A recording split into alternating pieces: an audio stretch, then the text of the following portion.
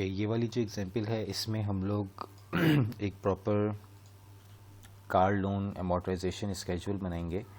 और अगेन ये नाम कुछ भी दे दिया जाए, कार लोन, हाउस लोन, तो ये आपके पास एक ओवरऑल पूरी कैलकुलेशन है जिसके अंदर हम एक प्रॉपर लोन को जो है वो अमोर्टाइज करके उसकी हर मंथ के साथ साथ उसके जो बैलेंसेस हैं वो चेक कर सकते हैं।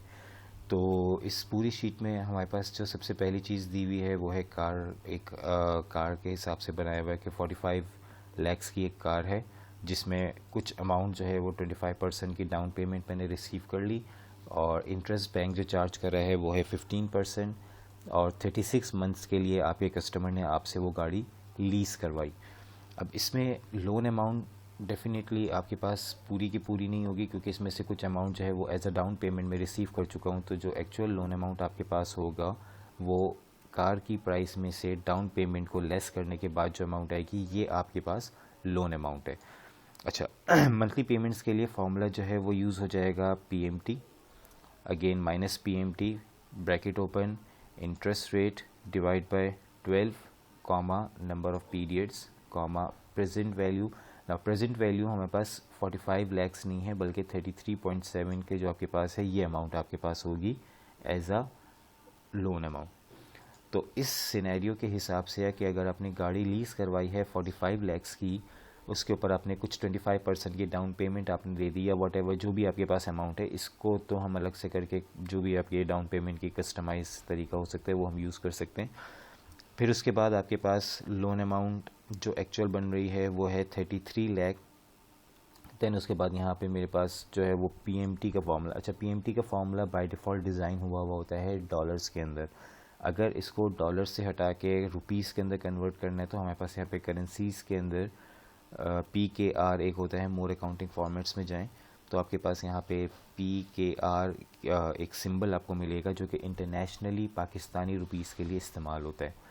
तो इसको हम चेंज कर सकते हैं एज़ पर आवर रिक्वायरमेंट, ये वाला। तो अगर इसको ना भी यूज़ करें तो कोई इशू नहीं है। हमें मेन चीज़ इस वक्त यहाँ पे डिस्कस करनी है वो है आपके अमोर्टाइजेशन किस तरह से चलेगी। अच्छा, अब सबसे पहली चीज़ के बिफोर स्टार्टिंग ऑफ अमोर्टाइजेशन हमारे पास बिल्कुल फर्स्ट पेमेंट से पहले जो बैलेंस था कस्टमर के ऊपर वो क्या था, 33,75,000। तो उस बैलेंस को सिंपल मैंने यहाँ पे लाके लिंक करवा दिया इज इक्वल्स टू करके कि जो यहाँ पे आपके पास लोन अमाउंट है वो आपके पास इनिशियल बैलेंस है। अब ये जो बैलेंस है ये आपका अमोर्टाइज होगा। अब सबसे पहले मंथली पेमेंट्स निकाल रहे हैं तो मंथली पेमेंट्स के लिए फॉर्मूला यूज़ होगा minus PMT, bracket open, interest rate, इसको मैं लॉक कर रहा हूँ क्योंकि मैं फंक्शन नीचे कॉपी करूँगा, divide by 12 comma number of periods, इसको भी लॉक करना है, कॉमा PV प्रेजेंट वैल्यू यानी कि लोन अमाउंट वो है ये, और इसको भी F4 प्रेस करके लॉक कर दिया, ब्रैकेट क्लोज, एंटर। ये आपके पास आ गई monthly payment. And through out the period जब तक आपकी लीज चलेगी आपने यही अमाउंट बैंक को पे करनी है, इसमें कोई चेंज नहीं है। अब दूसरा हमारे पास कम्युलेटिव मंथली पेमेंट्स हैं। फर्स्ट पीरियड एंड होने पे, cumulative means total, first period and होने पे टोटल पेमेंट कितनी हुई होगी, सेम यही अमाउंट, इससे ज़्यादा कुछ भी नहीं। प्रिंसिपल पेमेंट कितनी हुई होगी, अब ये प्रिंसिपल और इंटरेस्ट ये जो दो अलग अलग आपके पास पेमेंट्स हैं तो वो बेसिकली डिफ़ाइन करते हैं कि इस टोटल में से कुछ पोर्शन आपका प्रिंसिपल का होगा और कुछ पोर्शन जो है वो आपका इंटरेस्ट का होगा। तो अब इसको हमें ब्रेक करके निकालना है कि प्रिंसिपल कितना है और इंटरेस्ट कितना है। तो फॉर्मूला बिल्कुल सेम वैसे ही है जैसे सिंपल PMT का है, सिर्फ एक उसके अंदर चेंज है, फंक्शन का नाम है अच्छा पहले प्रिंसिपल निकालने minus PMT, interest rate divide by 12 comma, सिर्फ एक एडिशनल चीज़ आपसे वो पूछेगा वो है पीरियड नंबर। अभी वो टोटल नंबर ऑफ़ पीरियड्स की बात नहीं कर रहा, वो नेक्स्ट उसके अंदर पूछेगा, पहले वो आपसे पूछेगा कि आप किस मंथ की पीरियड कैलकुलेट कर रहे हैं, किस पीरियड की प्रिंसिपल पेमेंट कैलकुलेट कर रहे हैं, वो है ये पीरियड। उसके बाद comma NPER total number of periods हैं ये, के बाद comma, present value loan amount वो है ये। तो ये जो टोटल हम लोगों ने पे किया है बैंक को 116,995.48, इसमें से प्रिंसिपल कितना है वो अमाउंट हमारे सामने आ गया कि 74,807.98। ये अमाउंट जो है वो आपकी एक्चुअल प्रिंसिपल पेमेंट है। इंटरेस्ट कितनी है, अब इसको कैलकुलेट करने के दो रास्ते। पहला ये कि आप टोटल में से प्रिंसिपल निकाल दें, बाकी जो बचेगा वो इंटरेस्ट है, या एक एक्सेल का अपना डिज़ाइन हुआ हुआ फॉर्मूला है IPMT का। IPMT इंटरेस्ट पेमेंट को कैलकुलेट करेगा, interest rate divide by 12 comma period number 1 comma total number of periods NPER, उसके बाद comma PV present value loan amount वो ये है। और ये मैं सब चीज़ों को मैंने F4 प्रेस करके लॉक किया है क्योंकि मैं ये सारे फॉर्मूलाज डायरेक्टली नीचे तक इनको कॉपी करवा दूंगा। तो ये मेरे पास आ गए सारे प्रिंसिपल पेमेंट्स और ये मेरे पास आ गई सारी इंटरेस्ट पेमेंट्स। अब हम बात करते हैं इस चीज़ को जो मैंने छोड़ दिया था ये वाला, और इस चीज़ को जो कॉलम मैंने यूज़ नहीं किया अभी तक वो वाला। पहले पीरियड की अगर मैं से बात करूं तो फर्स्ट पीरियड एंड होने पे हम लोगों ने पेमेंट की है इतनी, क्यूमुलेटिव यानी कि टोटल इतनी, प्रिंसिपल हमने की है इतनी, और पहले मंथ में जाहिर सी बात है प्रिंसिपल और कुछ भी नहीं है, सिर्फ यही पेमेंट है, तो इज इक्वल्स टू करके इसको मैंने लिंक करवा दिया।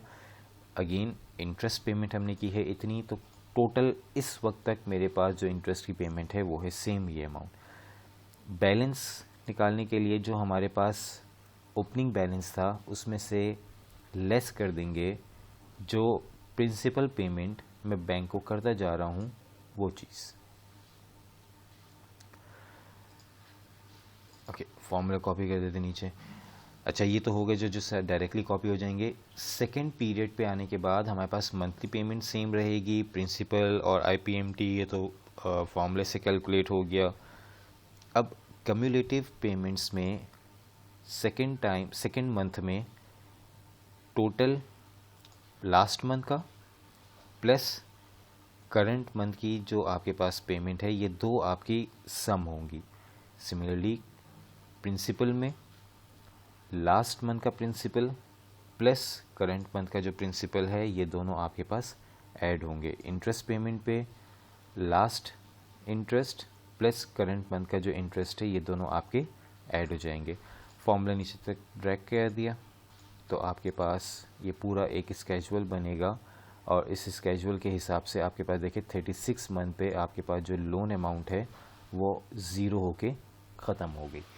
तो ये पूरा एक आपके पास कार लोन स्ट्रक्चर है जिसमें आपके पास एक कार की जो अमाउंटाइजेशन है कि किस तरह से वो पूरा क्या कैलकुलेशन होगी। अच्छा, एक चीज़ इसके अंदर और इम्पॉर्टेंट है वो ये कि आपके पास एक ट्रेंड आपको हमेशा मिलेगा कि प्रिंसिपल वैल्यू जो मंथली पेमेंट थी वो तो सेम है, इसमें से जो प्रिंसिपल वाला पार्ट है ये आपका इंक्रीजिंग पैटर्न आपको शो कर रहा होगा कि जो आपने टोटल पे किया उसमें से पहले 74,000 सिर्फ आपका प्रिंसिपल था और 42,000 जो है वो आपका इंटरेस्ट था। लेकिन जब आप लास्ट पेमेंट तक पहुँचें तो आप यहाँ पे देखें कि आपके पास 115 टोटल अमाउंट में से 116 में से 115 जो है वो आपका प्रिंसिपल है और सिर्फ आपकी इतनी सी अमाउंट जो है ये आपका इंटरेस्ट है।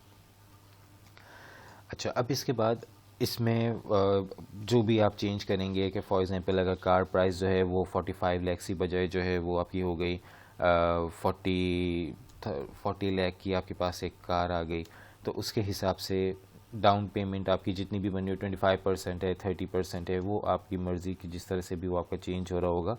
आपको सिर्फ यहाँ पे वैल्यूज़ को चेंज करना है। अमोर्टाइजेशन स्केजुअल आपके पास जो है वो पूरा खुद ऑटोमेटिकली अपडेट होगा।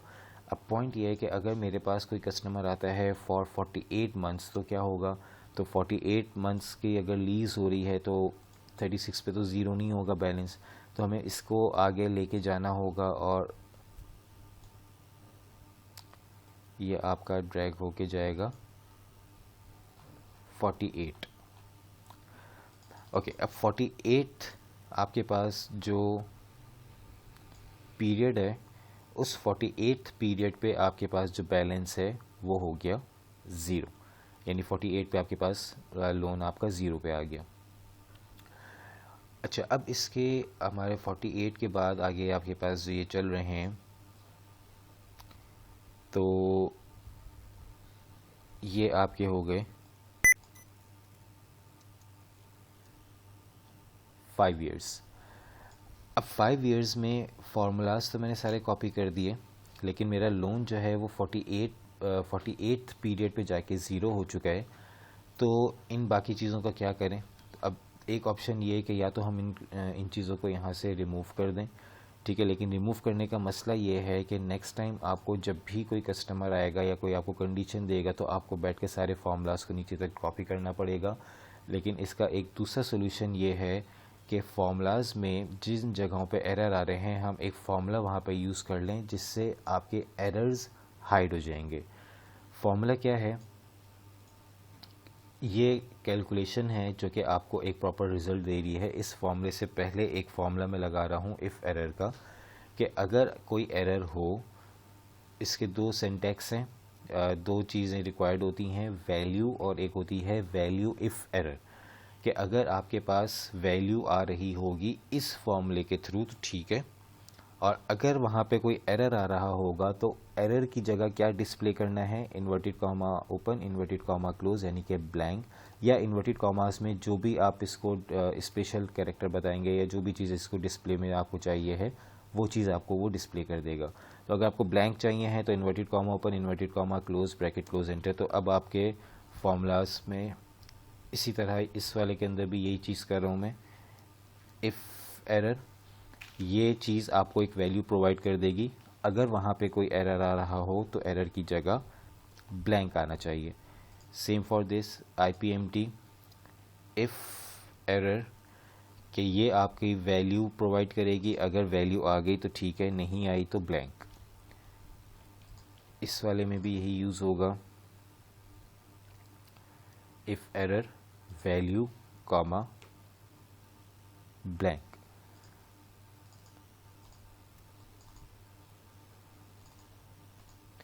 तो जितने भी इफ़ एरर वाले फार्मूलाज मैंने यूज़ किए थे, तो इन सारे फार्मूलाज को मैं नीचे तक कॉपी कर देता हूँ। ये रह गया है लास्ट वाला बैलेंस का, तो सेम बैलेंस में भी if error value comma blank, and आपके पास हो गया 48 पे। फार्मूलाज सारे अप्लाई हुए हुए हैं, लेकिन एरर्स आपको शो नहीं होंगे। अगर कस्टमर आपका 24 मंथ्स पे लीज़ की बात करता है तो 24 मंथ मैंने यहाँ पे इनपुट किया, तो आपके पास 24 मंथ पे वो कैलकुलेट करेगा, और आपके पास नीचे जहाँ पे एरर आने चाहिए थे तो एरर्स की जगह पे ब्लैंक सेल्स आ रहे हैं। इसी तरह अगर कोई कस्टमर 60 की बात करता है तो 60 पे आपके पास बैलेंस आपका ज़ीरो हो रहा है, और उसके अलावा आपके पास जो चीज़ें हैं वो वैसे ही वर्क करेंगी। तो ये आपके पास है कार लोन अमोर्टाइजेशन।